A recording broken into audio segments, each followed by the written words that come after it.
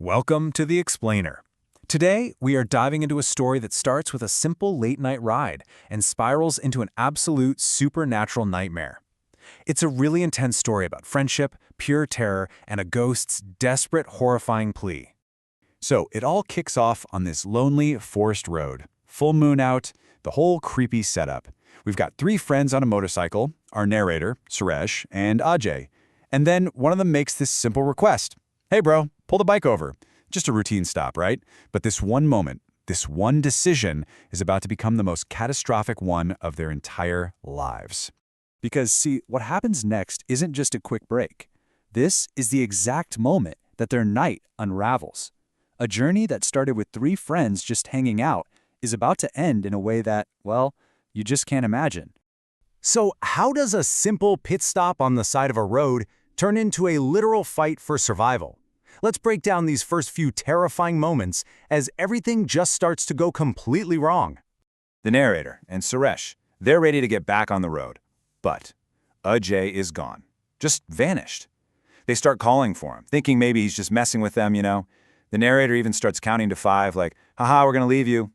But the only answer they get back is this heavy, chilling silence.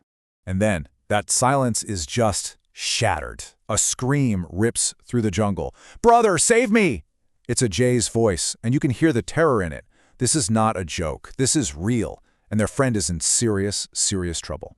They just plunge into the woods, running toward the scream, and the trail they find is something straight out of a horror movie.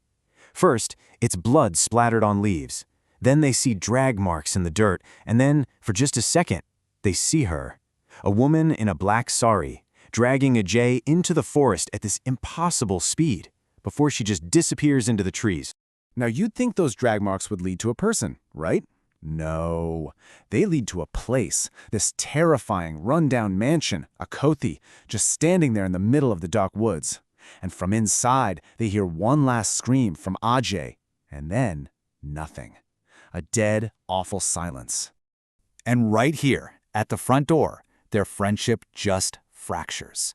It's that classic horror movie moment, right? The battle between loyalty and just pure self-preservation. The narrator is like, he's our friend, we can't leave him. It could be some psycho we can fight. But Suresh is completely paralyzed with fear. He's convinced it's a witch, something supernatural, and their only option is to run for their lives. But the narrator just can't leave. He pushes his way inside this rotting house. It's just what you'd expect. Cobwebs, dust, the smell of decay. But then, he sees something fresh, blood, dripping down the stairs from the second floor.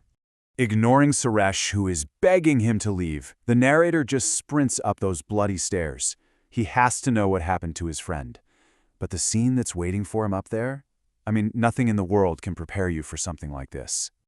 And there it is, the absolute worst-case scenario. It's Ajay. His body is hanging from the ceiling, upside down, tied with a black rope. And his head is just gone. This isn't just a kidnapping. It's a brutal, twisted murder. As they're just reeling, trying to process what they're seeing, they hear Ajay's voice again, coming from another room. Brother, save me! But how? How is that even possible? Driven by this tiny, confused sliver of hope, they move toward the sound.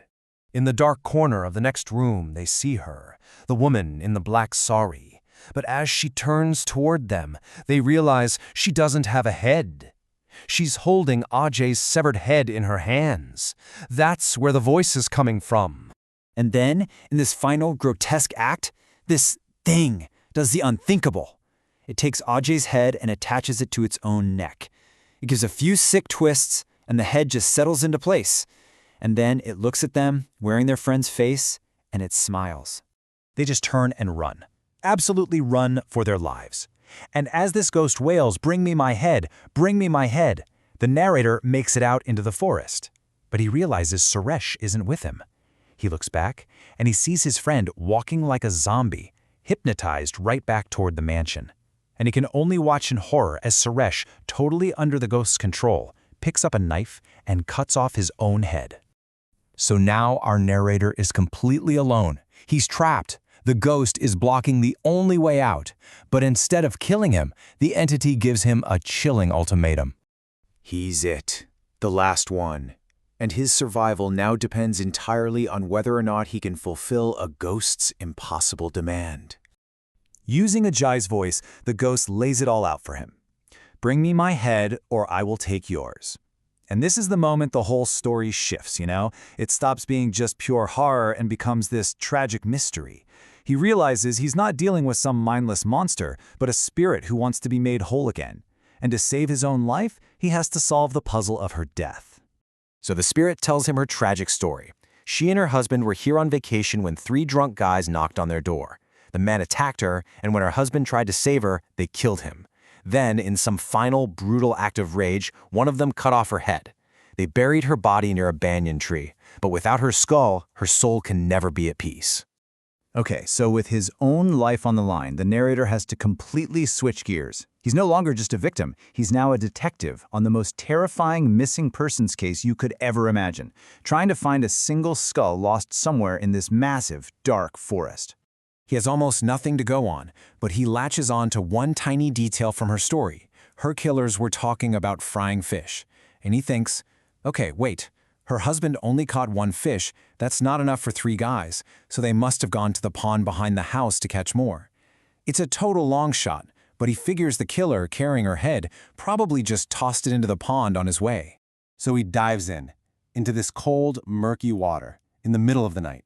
For 2 agonizing hours, he's just blindly feeling around in the mud and the muck for anything. And then, his hand closes around the smooth, hard shape of a human skull. He found it. He follows her final instructions perfectly. He finds the banyan tree, digs up her skeleton, and places the skull back with its body. Then, he sets the bones on fire. And as the flames grow, he watches as her spirit finally ascends, freed from all that torment. The narrator escaped the forest with his life, but at an unbelievable cost. He watched his 2 best friends die in the most horrific way imaginable. And that brings us to the final, haunting question. Even though he got away physically and he freed the spirit, could he ever really escape the forest in his own mind? The horror of that night might be over, but you get the feeling the haunting has just begun.